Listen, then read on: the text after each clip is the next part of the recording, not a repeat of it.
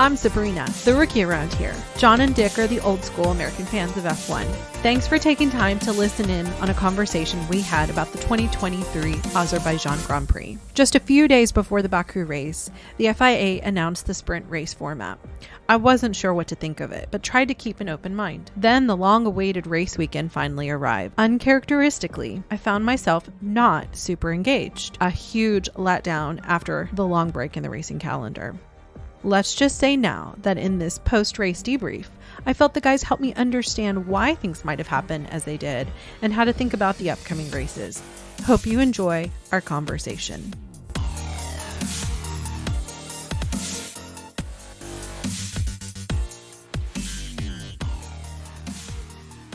Okay, so we have had the Baku race this past weekend, and let's see, what would be your one word to describe the race, gentlemen? I'll give it to you, John, first. Boring. Yawn. Yawn. Boring. Yeah. I think I literally fell asleep at a certain point during the race, which is sad. Okay, so It is. what do you think is the reason why this race, after so many weeks of the break, everyone was excited? What do you think was the reason for that? John, I'll let you go first. Well, the first thing is that I think the shortening of the DRS zone really adversely affected the ability of the guys to pass. It's a tough track to pass on anyway. And I'm beginning to think that on these street circuits in particular, the cars are just too doggone heavy. And it's really hard for them to get around, and they weigh so much. They're too heavy to really be nimble on track. I really hadn't thought about the size of and the weight of the cars. And do you think that's why some of them took the later strategies of overtaking, didn't do it so much at the front of the race because the gas would have been less? Car would have been lighter, and they could also have a better tire strategy, perhaps, if they were able to, they're looking for a safety car so they can get in the pits and get new tires. A safety car and tire strategy. As you both know, this is something I feel very incompetent in my knowledge, and I want to lean on both of you to give me some more understanding of that. But Dick, before we move on to another topic, what do you think was the reason for why it was such a snooze fest? Well, I think part of it is that, like John was saying, I think reducing the length of the DRS zone definitely played into that, because I think they just ran out of time to execute a pass. I was a little bit surprised, honestly, that it was so difficult to pass when you consider the length of the main straightaway, and then you look at the first turn, which is quite slow. I thought that was kind of interesting. That really you didn't see that many outbraking maneuvers going into that turn, not as many as you would expect. So hopefully they'll fix that in the future. I also think that everybody is still trying to figure out what their tire deg is looking like. And I think that there's a lot of times when these guys were not willing to press because, again, heavy fuel loads, they're preserving their tires. But I don't think they really knew how those tires were going to live over the course of the race. I mean, it's almost like you'd wish that somehow they had to make two stops, so that it was just sort of like, yeah, I'm getting rid of these tires and I'm going to something else. And they would start the race. Pretty much everybody was on a one-stop strategy. They went to the hard tires and they just sat there and preserved the tires for the rest of the race. And as we saw, Ocon peeled into the pits on the last lap, trying to stretch it and make it work because he was waiting for a safety car that never showed up. So, it was a strategy that was working brilliantly until no safety car shows up, so had to have been one of Alpine's worst races in the last 2 or 3 years, I think. Okay, so here's one of the things that I posed to both of you, and then you guys can answer. I remember the race being later in the year in the past, and I wondered if, like, when you guys talk about tire deg, doesn't the heat affect deg? Sure.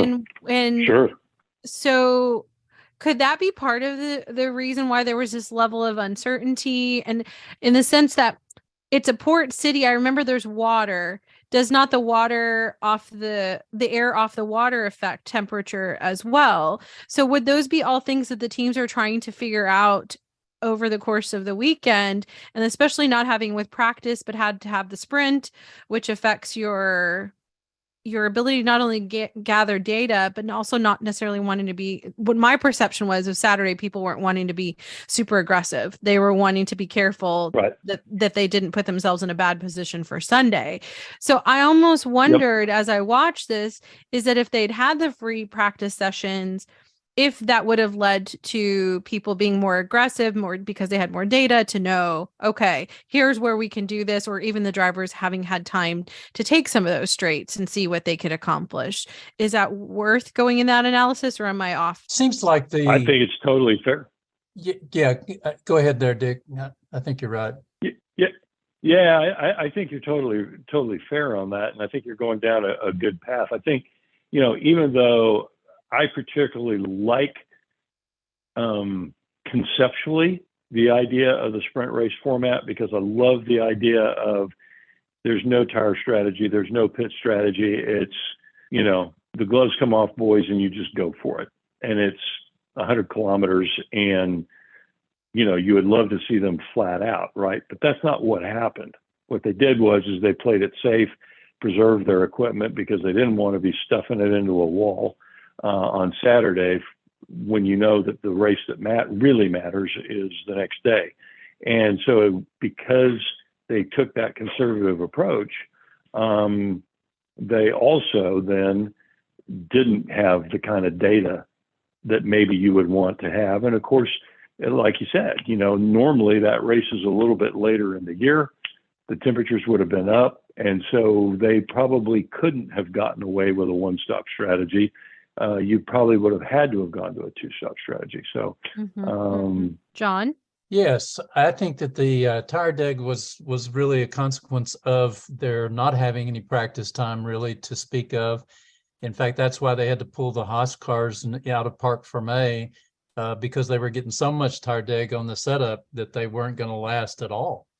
So that's part of it. I would solve this. I'm not a fan of the sprint races, and I can see Dick's point, but I would solve it by saying, okay, you get one practice session on Saturday morning, and then you have an hour of qualifying. And that hour of qualifying is basically all bars, no holes barred, and let them go at it for an hour. And you would find that they would be going out and really, they would be taking risk, because it all counted at that point. Interesting. I did not know what you just said about the Haas and why they moved away from Parc Fermé. That explains a lot to me. I just wonder, this goes back to another conversation we had about the calendar itself.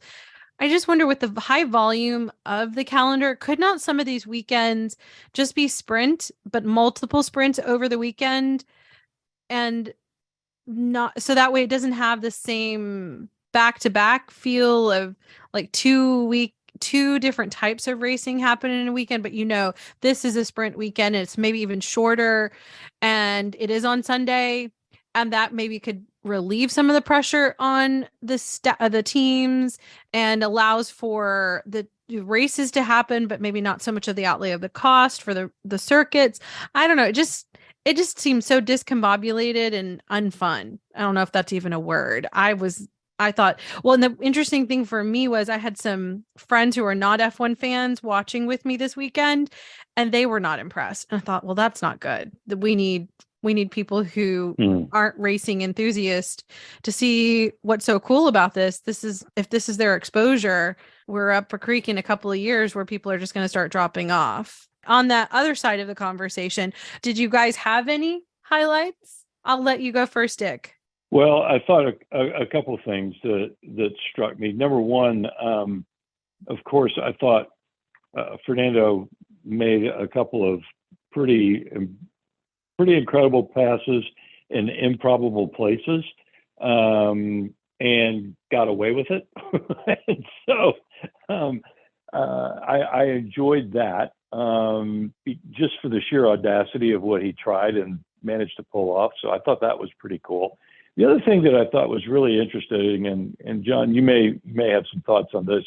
It seems like Sergio really does well on tracks that have a lot of concrete walls, and I wonder if it's due to the fact that he's had a hard time adapting his driving style to a car that was really designed around Max Verstappen, and Verstappen has basically said he's got to have a car that oversteers. And that's an inherently unstable car. And we saw it in his drive on Sunday. He was tagging the wall on a number of occasions with the outside rear tire because the car was oversteery. Whereas Sergio, he prefers a car that's kind of understeery, which is going to be more stable. It may be ultimately a bit slower, but it sure gives you a better shot at staying off of the walls. And I kind of wonder if this is kind of Sergio's secret sauce for street circuits. So those are the two things that I think that stood out to me was the fact that Sergio just seems to do really well on street circuits. And then it's, a couple of really crazy passes on the part of Fernando. Yeah, the passes by Alonso were noteworthy. I thought Stroll had a really good pass on the weekend too that was very, very brave, and he pulled it off without any trouble. I think Russell sticking it in there with Max may not have been popular with Max, but it was just flat out racing and hard knocks, Sergio's setup, I think you got a good point there, Dick. I think that they are set up more towards understeering on the street circuits. And, Sergio he's won 6 races, and 5 of those are street races. So clearly, that's right, yeah. Yeah, he does really well on the streets, and you may well be right that comes more to his comfort level. So he's able to extract the most out of the car, where Max, frankly, looks a little uncomfortable on street circuits to me. Yeah, I think you're right, John, on Max looking uncomfortable. And I also, watching that interchange after they finished and how he treated Russell, it seemed like that was what was motivating him. Like he didn't like being not looking like the best. And because as I watched, I thought, this doesn't seem like anything you haven't done in the past to your other competitors. Why are you being so angry right now? Am I on the right track there? There's some discussion that I can't remember now who it was, Russian, Popov, I believe is his name. He says that Max views Russell as a comer, and that he's going to have to deal with him in the future because he's on the ascendancy, where Hamilton may be somewhat in decline or at least stagnation.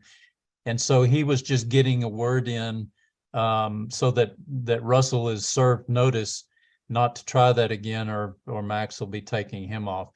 I don't know whether that's right or not, but I suspect if I was Max, I would certainly be trying something so that Russell wouldn't feel free to do that every time. Well, what do we see in the history of F1? Do we see people doing those kinds of mind games with each other? Absolutely. Okay. Well, maybe that'll be another conversation where you can tell me those moments in history of where the mind game is just as strong as the actual tactics on the circuit.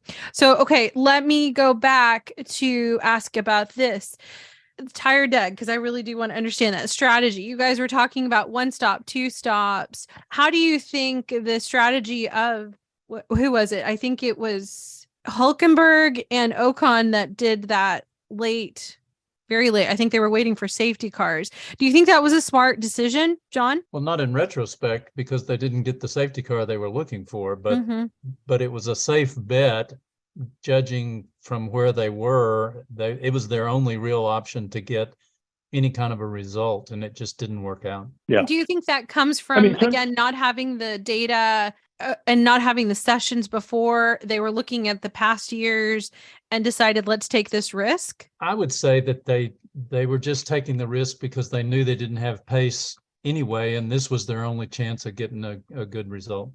Mm-hmm. Mm-hmm. Yeah. I think it's a roll of the dice. I mean, they know that, and I don't know this is correct, but they'll say, oh, in past years, there's been 2.5 safety car sessions. And so they're sitting there and there's been one. So statistically, we should have one more, right? So let's just stay out until there is a safety car, and then we'll duck into the pits. And of course, safety car never happened. Somehow they managed to keep it off the walls, all of them, except for DeVries. And there were no other safety cars.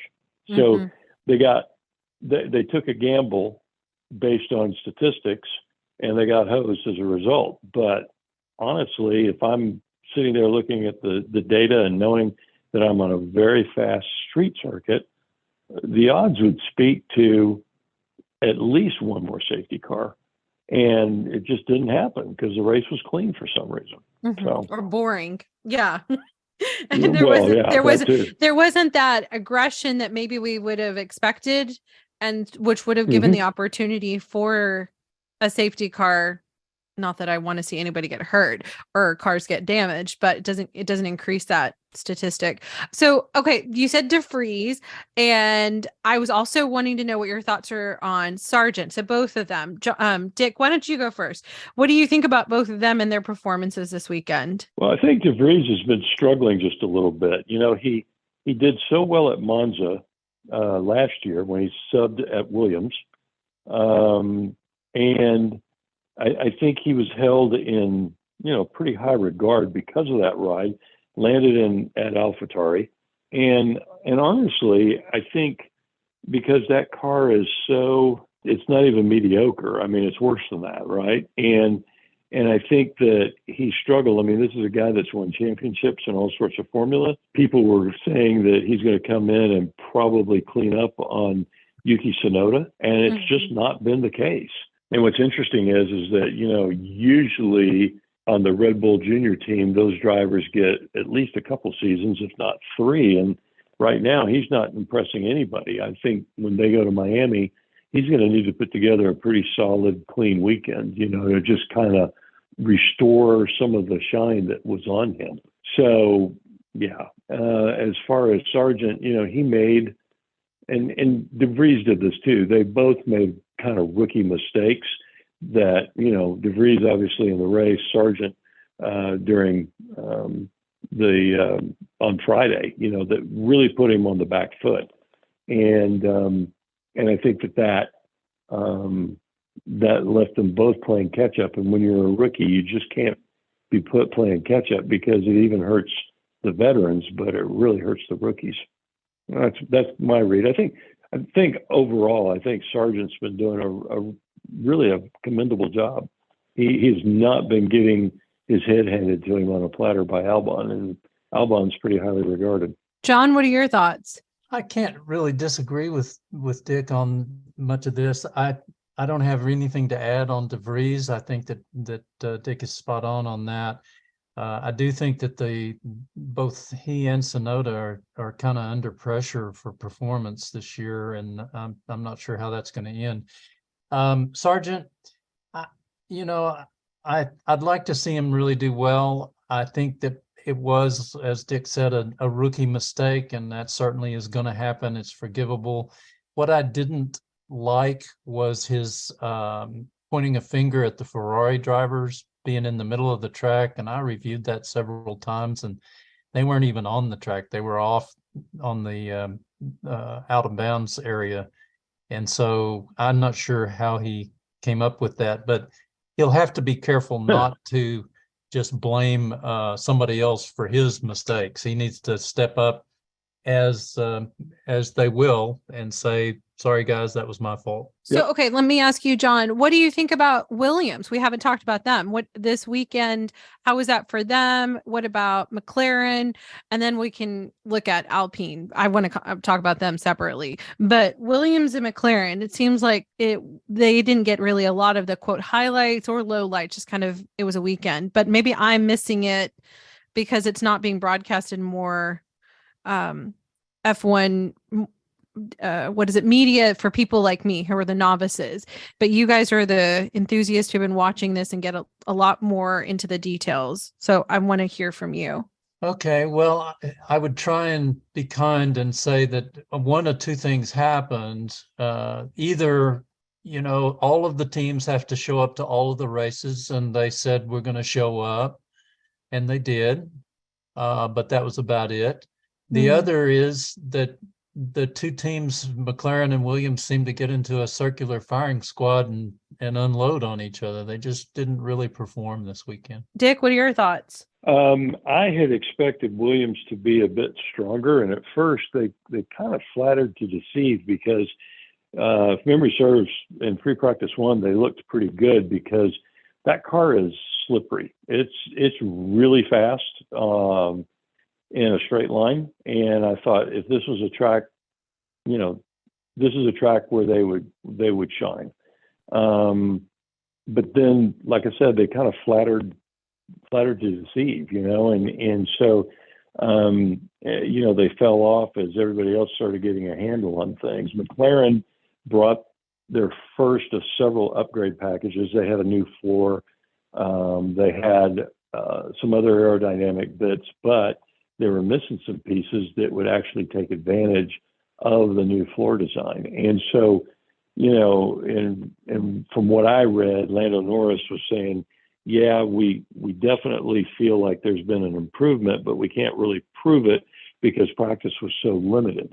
And I would not be surprised at all if McLaren, for sure, but maybe some of the other teams too. I could see it with maybe Aston Martin, where they've brought new aero bits, and at Miami, where they've got more time to practice and say free practice one, you might see some of the cars driving around with an aero rake on them, taking a bunch of measurements about, what are the real time track results that they're getting versus what they were getting off of a model running in a wind tunnel.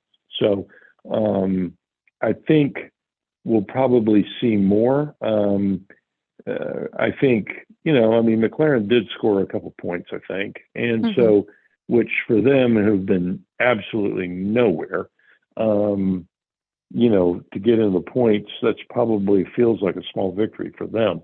But I would be really interested to see exactly what they do with the car in Miami, given that they've got 3 practice sessions to actually go and try stuff. So it'll be interesting to see. Yeah, that makes sense. So then let me move on to Alpine. Well, actually, I will say, wasn't it said that Oscar was not feeling well at McLaren? Like he was having some kind of health issues, but he still went in. So maybe there should be some props for that at least you got through the race, got through the weekend. And as a rookie, you managed to achieve that. That's good. But okay, moving on to Alpine. It seemed like just a sad weekend for Alpine. I kept thinking, I hope they have some luck come to them and some time to rest before next weekend. But I mean, Pierre Gasly's fire, and I didn't quite understand why that happened, when it happened. That seems so odd. And then, I don't know, maybe they did some kind of upgrades and that didn't work out so well. And then, of course, the whole pit lane fiasco at the end of the actual Grand Prix. So, John, what are your thoughts on those 2 things or anything else related to Alpine? The only real comment I've got on that one is the pit lane incident, and I feel like he did a great job in avoiding a major catastrophe. Shouldn't have happened, did happen. Thankfully, the organization, FIA, took responsibility right away.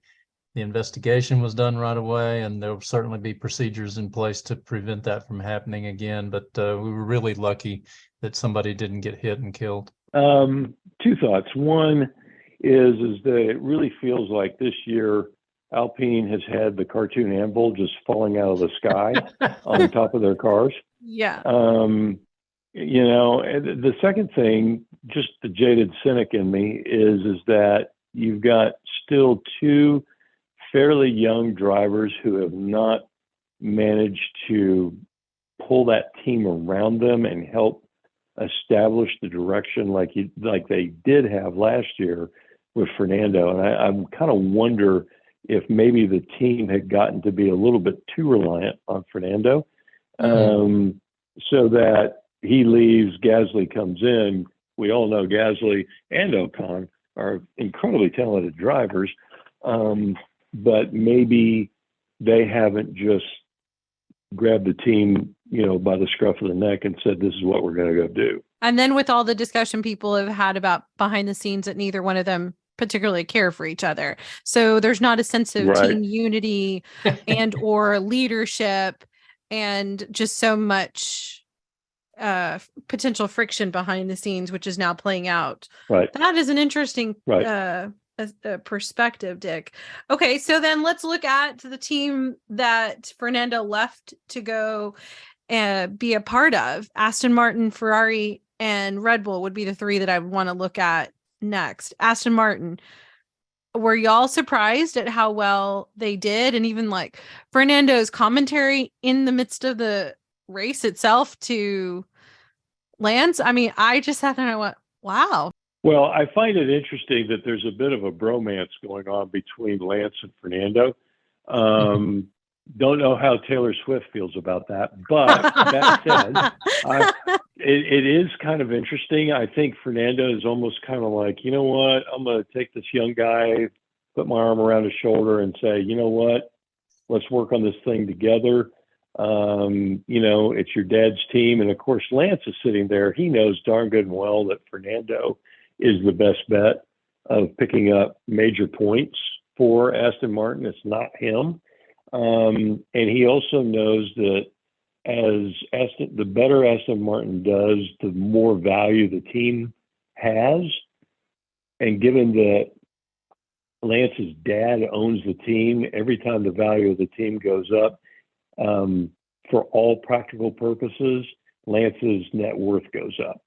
So I think it's a little bit of a two-way street. I think Lance, of course, wants to do as well as he can. And I think he's driven very well this year. I don't want to take anything away from him. It's just that he's going up against a guy that's becoming kind of a living legend that's still driving, And so I think he recognizes the situation. And so the two have created a pretty good environment. The other part of it, I think, is that, Fernando made the comment after the race that he had never been in a Formula One car with this engine package that was that fast in a straight line, which surprised me because they still looked to be a little bit down on speed to the Ferrari and certainly the Red Bull. Some of that had to be put down to the fact that they came in with a new rear wing. They were having problems getting DRS to activate on a regular basis, and that was costing them a couple of tenths per lap, according to the team themselves. They were saying that it's about 2 tenths. And so if they fix that issue and understand their revised aerodynamics again, they didn't get a whole lot of practice in, so there wasn't time to go and get that understanding.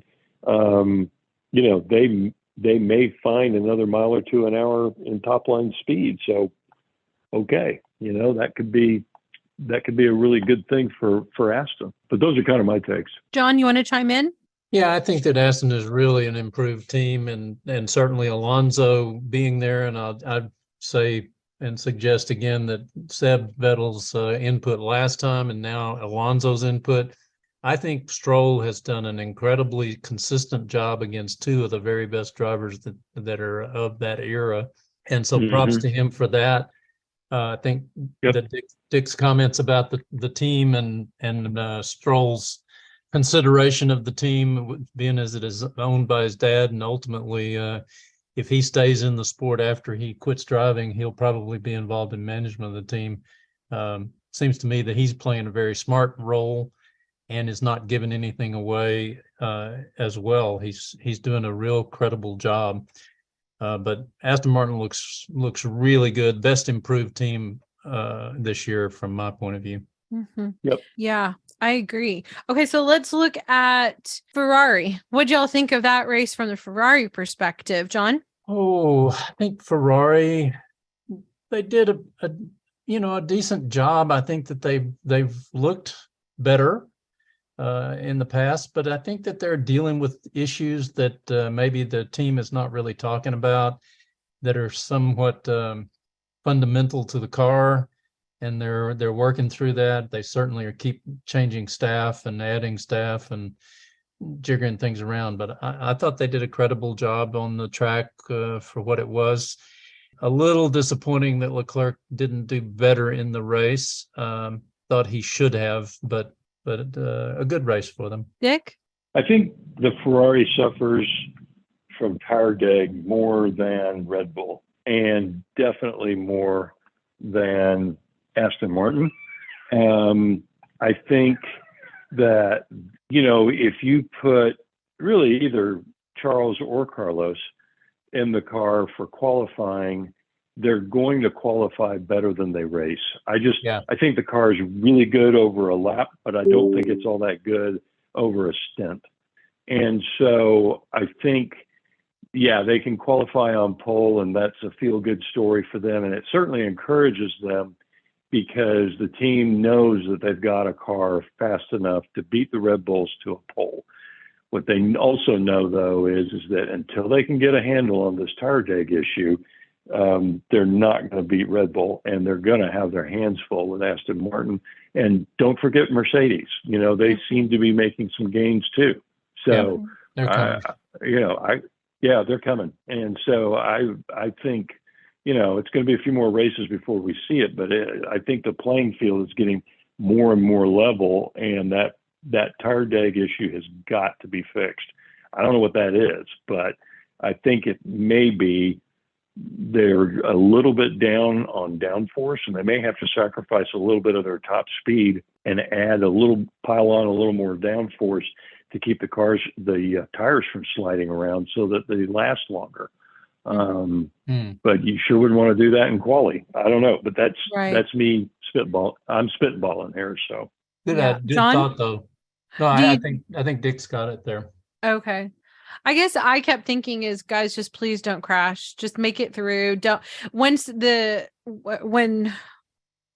who was it who overtook first? It would have had to been in my mind right now. I'm getting all the races confused, but wasn't it Sergio was in second place and Max was in third, right? For quali in for the race on Sunday. Is that not right? I think so. Okay, yeah.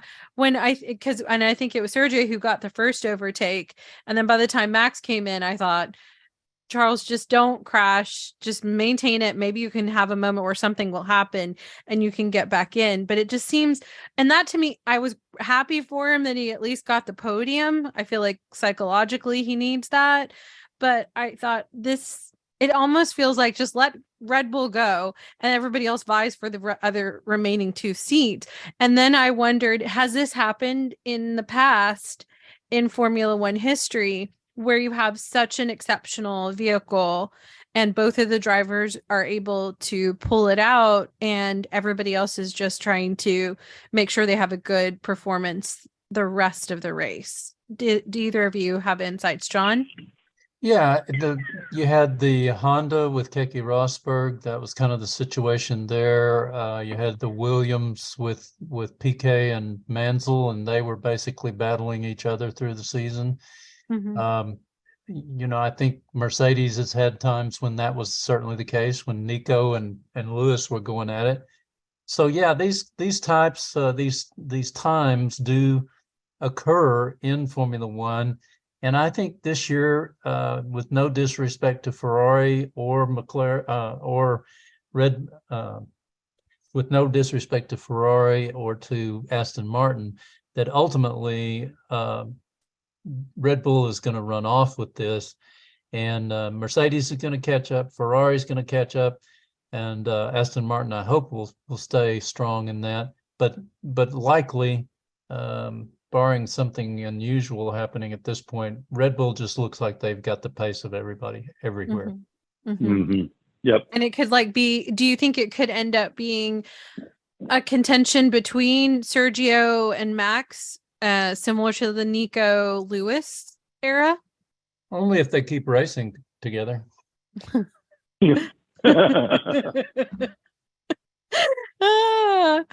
Okay, that's well, hopefully they will. Or do you think Sergio would go for the championship and do what Nico did and leave? I don't think he'd leave. I think he'd go for the championship, and then he'd want to get paid more and to drive Red Bull again. Oh, right. Okay. Now I'm following. Anything other than I've already brought up that you two want to chat about? No, I think I'm good. Yeah, that's a bit it for me. Okay, yeah. For a boring race, we still had a lot to talk about. Can you imagine if it was an actually a fun race? What we would have a lively one. Exactly. We wouldn't have enough minutes to cover. So I think that this has been really good. Oh, I do know there's one more thing that I wanted to ask you guys. We just had the anniversary of Senna and Ratzenberger's passing. You guys have that knowledge from F1 history. Want to say anything about that, Dick? You know, in 2011, I was on a project for my real job down in Sao Paulo, Brazil. One day I got picked up in a taxi to go back to my hotel, and somehow or another I got talking to the cabbie, who didn't speak a lick of English, and I didn't speak a lick of Portuguese, really. But he got really excited and started pointing over to a hill and started saying, Senna e mort. I was like, Senna, and we started having this amazing conversation, mostly with hand gestures. The guy goes out of his way to show me, like these murals, massive murals that have been painted on the side of buildings that clearly had been there for decades, that were of Senna. And we went by his gravesite and all this. And so when I came back to the office the next day, I was talking to the CIO of this company that I was doing the consulting work for. And understand, this is a CIO of a company with about 60 or 70,000 employees, global. So, I mean, very much the very polished, high-powered kind of guy that you would expect. And I told him about my story, and he said he was shocked that I knew who Senna was. I said, "Oh yeah, I mean Senna. I mean, what do you say, right?" And he said, "I was there at his funeral." I said, "You're kidding?" And he says, "Oh no." And he went on to proceeded to describe in great detail of what the funeral was like, and the planes that flew over that were, sign writing in the sky, and what Senna meant to Brazil and all this. And as he spoke, and the longer that he spoke, this incredibly powerful businessman sat there and just wept. Oh. And I was like, and the more he started weeping, shoot, I lost it. And it was really, really moving. And I think that with the passage of time, it's real easy to go in and watch the YouTube videos of Senna and all the amazing drives that he had and all those things. And that will never be forgotten. But what really, people who don't live in Brazil, what they don't realize is how much he meant to the country of Brazil at a time when Brazil really didn't have very much to be proud of. I mean, they were struggling at the time. And yet here was this one guy on the international stage who was doing his home people proud. It was pretty amazing. John? I don't have a personal experience, but from watching him, he was just the consummate professional, and he did bring great glory to Brazil. He was a huge credit to his humanity was huge. He was very, very helpful to his people back home. He wasn't the rich guy who went away and never did anything else for the people. But beyond that, as a racing driver, he was probably one of the top 2, 3, 4, maybe ever. Just unbelievably amazing. And unfortunately, to go to Ratzenberger was a really, really good driver. He hadn't had the opportunities in F1 that he probably deserved based on the other guys who he had raced against coming up. And he was very, very unfortunately killed, just in the ascendancy there. And regrettably, he died the day before Senna and so he was basically kind of lost when Senna passed away. Ratzenberger quickly faded from the headlines because it was all about Senna. Mm-hmm. Mm-hmm. Yep. Yeah. Yep. Yeah. Yeah. I don't know much about him, but I know he was spoken very highly of as a talent that just never got a chance to really, really shine. Yeah. Well, and speaking to the humanity aspect of Senna, John, that you had mentioned, one of the documentaries I'd watched about Senna had highlighted how profoundly impacted by Ratzenberger's death Senna had been, even that overnight before his own death. And I thought, wow, that speaks. I mean, I kind of gather that, the drivers community, yes, there are rivalries, but of course they see the humanity of each other. But the way that documentary conveyed the information, it was that Senna had such a concern for the rest of the drivers, and that was really propelling him. And it was unfortunate that his passing happened literally the next day. And I wondered if he had been able to survive, what he would have done to honor Ratzenberger. I remember thinking that as I watched that, because based off of how this documentary had highlighted just the concern that Senna had for people. And I think that's probably, for me as a newer enthusiast, really kind of inspiring to watch someone who had such skill that I can see as a novice, and then also that they were a good person off the circuit. And you don't see that a lot, I think, in sport or celebrities, that when you do get that type of fame and skill, that you start to think that you're better and bigger than everybody else. And I hope that people during this time of his anniversary will really think about both of these guys, one cut off at his prime or on his ascendancy, and then another one who's cut off in his prime and really making an amazing difference. Okay, we can't end on a sad note like that. We got to find something to perk up. Let's think about, we didn't really talk about the sprint race, which kind of also is indicative of how much I think none of us liked the sprint race format. But Yuki's tire coming down the road. I don't know if you saw that meme. Did you find any that you thought were just absolutely hilarious? I did. Oh, which one did you think was most hilarious? They were all pretty funny. I thought the one that said, and as a girl who likes Ferrari, and as you know, I'm a Charles Leclerc fangirl, and Carlos Sainz. It said, how did it say it? Ferrari's long lost fourth tire has now shown up, or something like that. And I was like, no, this is too funny. Oh, it was great. And the other one, there was another meme about, and this is where, even though I'm a fangirl for Charles, I have to laugh at it. Did you see where Charles stood at the podium? Yeah. Yes. Wrong place. And then before that, they were in the cool down room and he's sitting in the wrong place. And I thought, is this subconscious for you right now, Charles? Are you trying to send a message to the world and to yourself where we need to have you? But it sounds like maybe my hopes of him getting there may need to be deferred by a year. Ferrari needs to get some more stuff taken care of to put him in a car.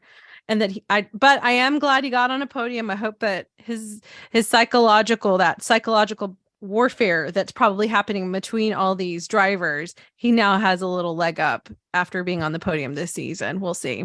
Yeah, well, that may have been his effort there. His strategy was psychological warfare. But I'll go out on a limb and predict that he's going to win at least one race this year. Okay. Oh yeah. Okay, that makes me feel good. I'd like more than one. I'd like to see him, if he can't be number 1 or 2 because of this whole Red Bull car being amazing, if he could be 3. But Fernando, he seems like he's he's set on being up there too. So we'll see if what happens between the wily fox Could be fun. and him. Well- Okay, guys. Thank you so much for your time. I've enjoyed this breakdown of the Baku race and look forward to our next conversation.